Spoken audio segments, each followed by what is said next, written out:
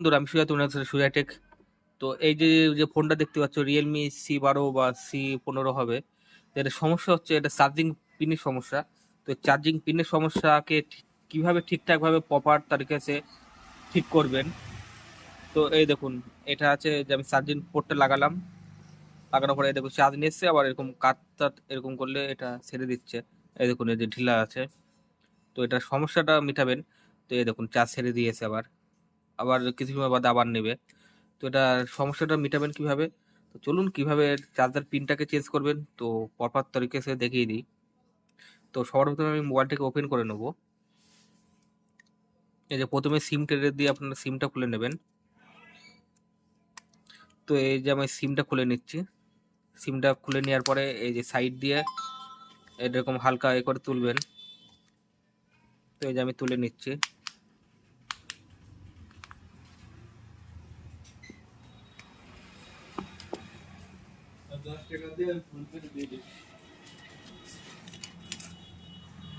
অনেকে আবার secondary board বলে যেটাকে, তো সেই বোর্ডটাকে ওপেন করে নেবেন।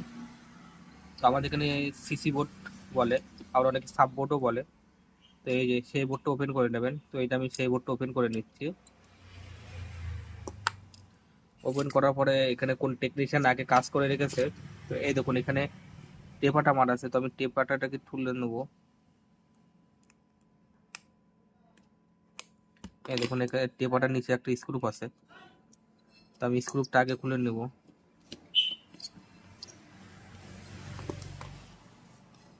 এই যে স্ক্রুপটা আগে খুলে নিলাম, নেওয়ার পরে এবার এটাকে আমি তুলে দেবো। এই যে তুললাম, তুলে এবার এখানে যে সিসি বোর্ডটা আছে, সিসি বোর্ডটা আমি খুলে বাইরে বের করে নেবো, যে ফোনটাকে সাইডে রেখে দেবো। তো এই দেখুন, এই সিসি বোর্ডটা আমি খুলে নিলাম। তো এই দেখুন, এই পিনটি দেখুন, এই যে হচ্ছে ফোনটার পিন। তো আমার কাছে পিন আছে কি, আমি ভিডিওটিকে পজ করে আমি দেখে নেবো যে আমার কাছে পিনটি আছে কিনা। তো এই দেখুন, আমি পিনগুলো পেয়ে গেছি। তো এই যে আমার পিনগুলো ছিল না। তো আপনারাও চেষ্টা করবেন যেরকম পিন লাগানো আছে তো সেটাই লাগাবেন, তাহলে এটা খুব মানে ইজি ভাবে হয়, আর প্লাস হচ্ছে তোমার এটা খুব টেকসই হয়। তো এই দেখুন, সেম পিন পেয়ে গেছি, একদম ডিটো। তো এটা আমার কাছে আনা ছিল। তো প্রথমে আমি এটা বোলার দিয়ে, বা আপনারা যেটা হট গান বলেন বা যেটা বলেন, তো সেটাতে আমি এটাকে ওপেন করে নেবো, মানে এটা তুলে নেবো আগে পিনটিকে। তো চলুন পিনটিকে তুলে নেওয়া যাক প্রথমে।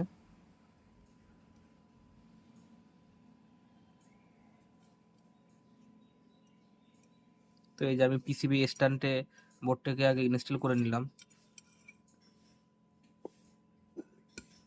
বোর্ডটাকে ইনস্টল করার পরে আমার যে এখানে যে নাট থাকে, সেই নাটটি নেই। তো আমি এখানে একটা দিয়ে নেবো, একটা যে সার্জিক্যাল বেলেট। তো সেই সার্জিক্যাল বেলেটটি দিয়ে নেবো। দেওয়ার পরে আমি প্রথমে হালকা করে একটু পেজ দিয়ে নেবো। তো এই যে আমি এই পেজটি ইউজ করি, মেকানিকের AD 559। তো এই যে আমি পেজটি দিয়ে নেবো। তো আপনারাও দিয়ে নেবেন, আর বেশি পেজ দেবেন না, কারণ এখানে পাশে মাইক আছে, তো সেই মাইকটার সমস্যা হতেই পারে। তো যার জন্য আমি হালকা পেজ দিলাম। দিয়ে আমি SMD, এই যে SMD আমি তুলে নেবো। ইয়ার রাখছি আমি 50, আর হিট রাখছি আমি ইয়ার রাখছি 50, আর হিট রাখছি 350। তো এইভাবে আপনারাও এটা তুলে নেবেন। সুন্দরভাবে উঠে গেছে। তো এই যে আমার পিনটি সুন্দরভাবে উঠে গেছে। এই দেখুন, এটা এমন ভাবে উঠেছে আমি অন্য কোনো আর একটা বোর্ডে লাগাতে পারবো। এই দেখুন। তো যে নতুন যে পিসিবি, মানে নতুন যে সিসি বোর্ডটা আছে, তো সেটাকে আমি এখানে ইনস্টল করে নেব।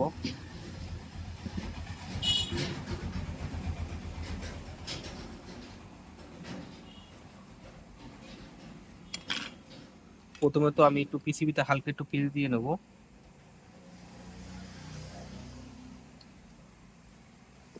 দেওয়ার পরে যে নতুন যে এটি আছে, পিনটি আছে, তো সেই পিনটা আমি একদম পয়েন্টে পয়েন্টে লাগিয়ে নেবো। নেওয়ার পরে এবার আমি SMD দিয়ে এটাকে হালকা একটু চাপ দেবো।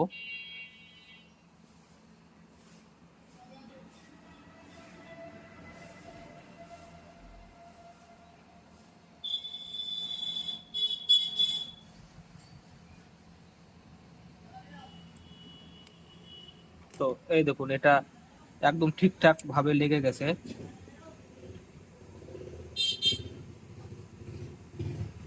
এই দেখুন এটা ঠিকঠাক ভাবে একদম লেগে গেছে, কোনো অসুবিধা নেই। তো এখানে আপনারা এবার পারেন যদি এখানে হালকা হালকা করে সাইডে একটু শোল্ডার লাগিয়ে নিতে পারেন, মানে আপনি তাতাল দিয়ে হালকা হালকা করে লাগিয়ে নিতে পারেন। তো আমি এখানে তাতাল দিয়ে এখন হালকা করে টাং ধরিয়ে দেবো।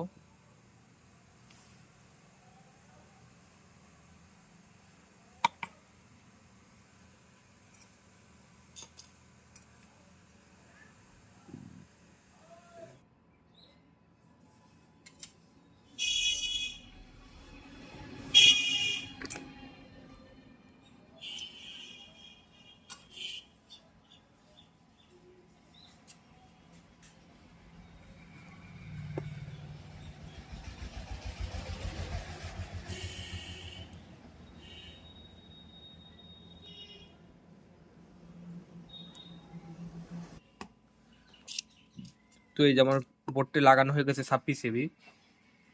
তো আমি এখানে এবার নাটগুলো ঠিকঠাক ভাবে টাইট দিয়ে নেবো। তো আপনারাও চেষ্টা করবেন ঠিকঠাক ভাবে টাইট দিয়ে নিতে।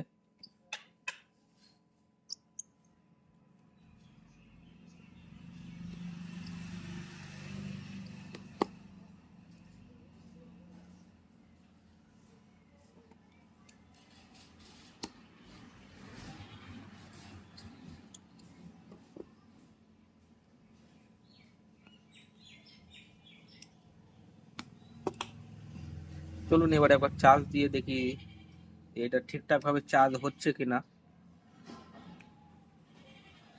তো এই দেখুন একবার চার্জ নিচ্ছে, আর এটা এখন এই পিনটি যে নড়ানড়ি করছিল সেটা আর করছে না।